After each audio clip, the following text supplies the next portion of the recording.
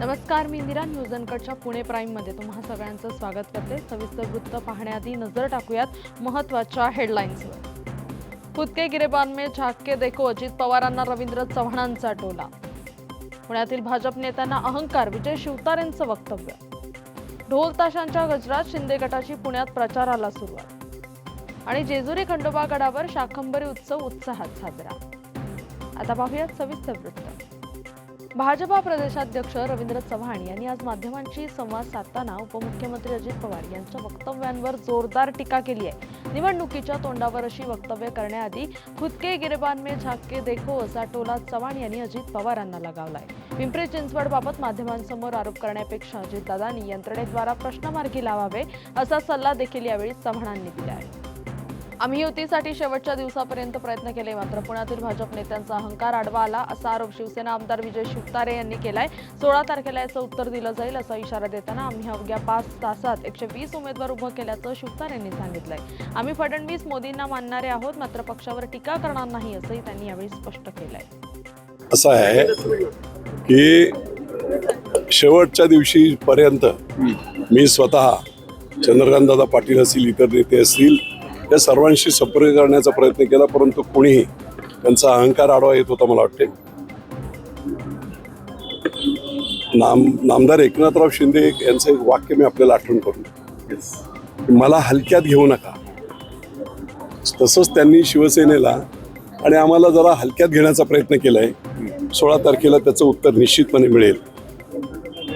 बोलता बोलता आमचे धंगेकर साहेब बोलले होते की ठीक आहे, आता आम्ही 165 जागा लढू. रात्री 12 वाजता आम्ही सुरुवात केली आहे वाटायला आणि 120 उमेदवार फक्त 6 ते 7 तासात आम्ही दिलेले आहे. कदाचित त्यांनी आम्हाला घाळ ठेवलं नसतं आणि 2-4 दिवस अगोदर जर स्पष्ट सांगितलं असतं तर चित्र वेगळं असतं. निश्चितपणे चित्र वेगळं असतं. ऑप्शन सुद्धा आम्हाला होते, ऑप्शन सुद्धा होता.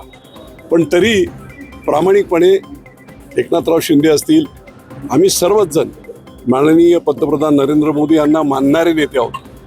माननीय मुख्यमंत्री, कर्तृत्ववान मुख्यमंत्री देवेंद्र फडणवीस यांना देखील मानणारे नेते आहोत. आणि म्हणून आम्ही त्यांचा रिस्पेक्ट करत आम्ही संपन्न स्थानिक पातळीवर खूप चुकीचं काम झालं, काही हरकत नाही. दंगे नाही, ते फसवणूक मी शब्द वापरणार. फसवणूक केलं काय, शिवसेना फसवणूक कोणाची हिंमत आहे का करायची? ठीक आहे, होऊ द्या. ढोल ताशांच्या गजरात शिवसेना शिंदे गटाने आज पुण्यात प्रचाराची अधिकृत सुरुवात केली आहे. प्रचाराच्या शुभारंभावेळी विधान परिषद उपसभापती नीलम गोऱ्हे, मंत्री उदय सामंत यांच्यासह शिवसेनेचे कार्यकर्ते आणि पदाधिकारी मोठ्या संख्येने उपस्थित होते. ग्रामदैवत कसबा गणपतीचं दर्शन घेऊन रॅली काढण्यात आली. महाराष्ट्राचं कुलदैवत असणाऱ्या मल्हारी मार्तंडाच्या जेजुरी गडावर शाकंभरी उत्सव मोठ्या उत्साहात साजरा करण्यात आला. उत्सवानिमित्त मंदिराच्या गाभाऱ्यात पालेभाज्या आणि फळभाज्यांची पूजा करून भाज्यांची आरास करण्यात आली. मेघ मल्हार प्रतिष्ठानच्या वतीने दरवर्षी हा धार्मिक उपक्रम साजरा करण्यात येत असून परिसरातील शेतकऱ्यांनी श्री खंडोबा देवाला भाज्या अर्पण केल्यात. बातमीपत्रात वेळ झाली आहे छोट्याशा विश्रांतीची. लगेचच परत येऊ, तोपर्यंत पाहत राहा न्यूज अनकट. ऐतिहासिक वारसा लाभलेला मराठ मुलूक महाराष्ट्र. या महाराष्ट्राला विविध रंगी छटा आहेत. साहित्य, कला, पर्यटन, नृत्य, भाषा, संत परंपरा अशा विविधतेने तो नटलेला आहे. हीच गौरवशाली विविधता जपत सुवरंग मराठी केवळ महाराष्ट्राच्या सांस्कृतिक संहितेपुरते मर्यादित न राहता समकालीन नवकल्पनांवर आधारित कार्यक्रमांद्वारे मराठी मनोरंजन विश्वात स्वतःची एक अनोखी जागा निर्माण करत आहेत. मराठी मनोरंजन क्षेत्रातील उत्तम दिग्दर्शक, लेखक आणि निर्मात्यांच्या प्रतिभेचा पुरेपूर वापर करून मनोरंजनाचा आगळा वेगळा रंग उधळण्यास आम्ही सज्ज आहोत. स्वरंग मराठीचे उद्दिष्ट मराठी मनोरंजन क्षेत्रामध्ये मनोरंजनाची वहिवाट सोडून, रूढीवादी पद्धती तोडून मनोरंजनाचा समृद्ध अनुभव प्रदान करून देण्याचा आहे. म्हणूनच यात विविध पद्धतीचे मनोरंजक आणि माहितीपूर्ण कार्यक्रम स्वरंग मराठीवर बघता येतील. शेवटी एकच, धकाधकीच्या जीवनात धांगडधिंगा करण्यापेक्षा बसूया, हसूया, गाऊया, जगूया. नाती गोती श्रावण मोती गावामधले जिवंत रंग. नाती गोती श्रावण मोती गावामधले जिवंत रंग. चला जोडूया, चला पाहूया, जशी संस्कृती तसा स्वरंग. बातमीपत्रात पुन्हा एकदा स्वागत. आता पाहूयात उर्वरित काही महत्त्वाच्या घडामोडी. पुण्यात राष्ट्रवादी काँग्रेसच्या उमेदवाराच्या मुलाविरोधात गुन्हा दाखल झालाय. निवडणूक प्रचारावेळी आचारसंहितेचा भंग केल्याप्रकरणी हा गुन्हा नोंदवलाय. राष्ट्रवादी काँग्रेसचे उमेदवार बाबूराव चांदेरे यांच्या मुलाने पैसे वाटल्याचा आरोप आहे. प्रभाग 9 मध्ये पैसे वाटल्याचा आरोप विरोधकांनी केलाय. पिंपरी चिंचवड महापालिका निवडणुकीच्या मतदानासाठी अवघे 10 दिवस शिल्लक आहेत. हे 10 दिवस अत्यंत महत्त्वाचे आहेत. पॅनलच्या बाहेर जाऊन कोणी प्रचार करू नये. प्रत्येकाने पॅनलमध्ये प्रचार करावा. शायनिंग मारत बसू नये. पॅनलमधील 4ही उमेदवार निवडून आले पाहिजेत. सेटिंग करू नका अशी तंबी भाजपा प्रदेशाध्यक्ष रवींद्र चव्हाण यांनी शहराध्यक्ष शत्रुघ्न काटे यांना दिली आहे.